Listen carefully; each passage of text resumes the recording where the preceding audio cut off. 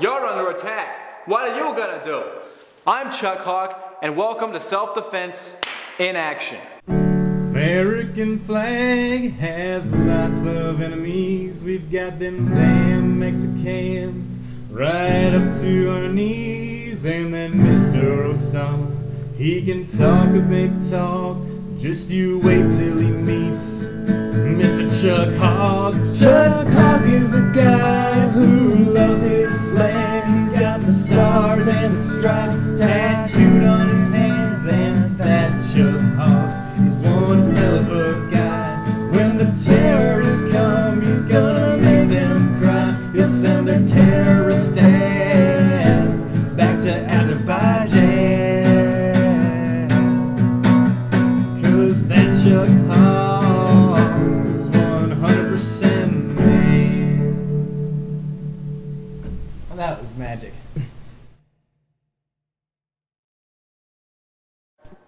Hello, and welcome to another episode of Self-Defense in Action. I want to say thanks to all my YouTube subscribers. If you haven't subscribed, please do, and please send your comments. Like I said, I'm Chuck Hawke, and I was in the Army National Guard for 4 years, and I've been a dojo in mixed martial arts for over 18 months. Today I'm going to teach you how to defend yourself and how not to become a target. On today's episode of Self-Defense in Action, we're going to talk about 4 important things. Number 1, stretching. 2, proper fighting stance. 3, combat, armed and unarmed. And number 4, the 5 R's of self-defense. To help, I've called my friend, Sergeant First Class Mark Carlson, to demonstrate for us. Hello, Mark. Why don't you tell us a little bit about yourself in the military and why you're qualified to teach us about self-defense? Well, I was Army Special Forces for several years. I was in Somalia in 1993. I graduated from BUDS in 1996, transferred to the Navy. I've seen action in Croatia, Yugoslavia, Bulgaria, Mongolia, Azerbaijan, Madagascar, Okay, Chad. Okay, stop. You know what, Bruce? We're just going to cut the last few minutes out because that's not important, okay? What we do in our military careers is not for the public to know, because if they know, we failed our mission, all right? Let's take a look at what makes an assailant an assailant. Here comes trouble. An assailant. Look at him. There are many ways to identify an assailant. They can be subtle, but the expertly trained eye will pick them up right away. He wears camouflage pants, a black sweatshirt with a hood and sunglasses to cover his hair and eyes so he can't be recognized. He's up to no good. Let's take a look at the target. An assailant will look for targets. What if I'm a target? How do I look? Maybe I've got my bag not straight, hands in pockets. Maybe I'm looking down like I'm ashamed of myself. Let's take a look at what could happen. Hey, ugly. Hello. I'm going to assail you. No, don't. Let's take a look at what I could have done better. Hey, ugly. Did you see that? With the proper posture, I made myself not a target. So let's get started. The first thing we're going to talk about is stretching. It's very important that you stretch before a fight because you could cramp up at a decisive moment, and that could mean consequences. So let's start with the abdominal stretch. You ready?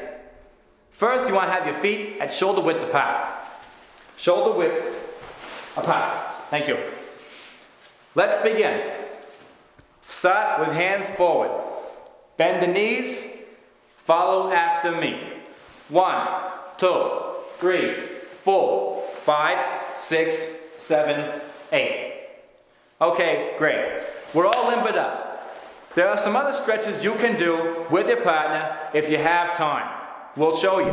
American flag has lots of enemies. We've got them damn Mexicans right up to our knees. And then Mr. Let's talk about the proper fighting stance. You can't just fight any way you want to.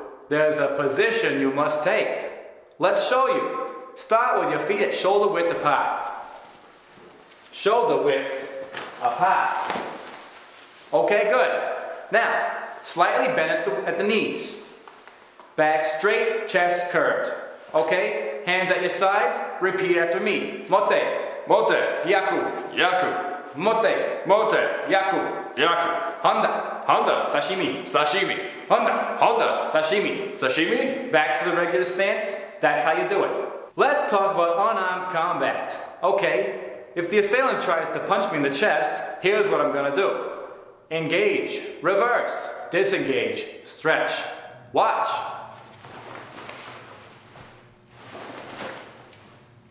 Engage. Reverse. Disengage. Stretch.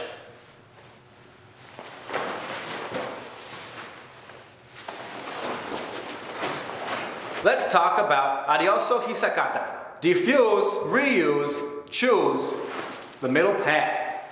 Let's say you're in a bar. Somebody wants to pick a fight. Hey, ugly. Hello. I'm going to assail you. No, don't. Can I buy you a beer? Okay. Sometimes an assailant can't be diffused, and you have to reuse their energy against them in order to choose the middle path. Let's say you're in a bar, and someone wants to start a fight, but won't be diffused. Hey, ugly. Hello. I'm going to assail you. No, don't. Let me buy you a beer. No. Reuse and choose the middle path. Let's talk about Meyushi Tamayiroshi. Your assailant may have a weapon. Let's say you're in a bar. What are you gonna do? Stop, block, chop, and recock. Let's take a look.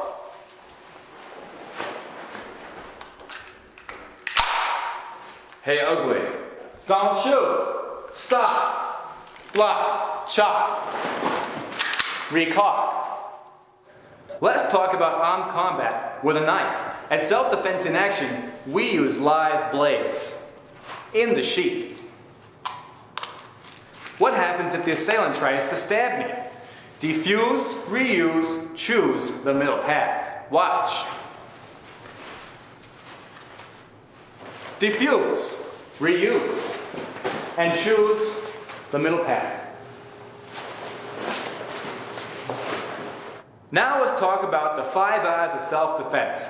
They'll make you not only a lethal, but an ethical warrior. They are readiness, responsiveness, resilience, resistance, and responsibility.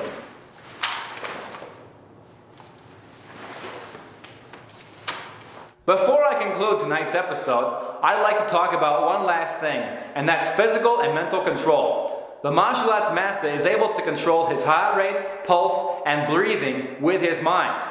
By doing this, he can be totally unharmed when taking a shot to any part of the body. To demonstrate, my friend Mark is going to hit me somewhere in the torso.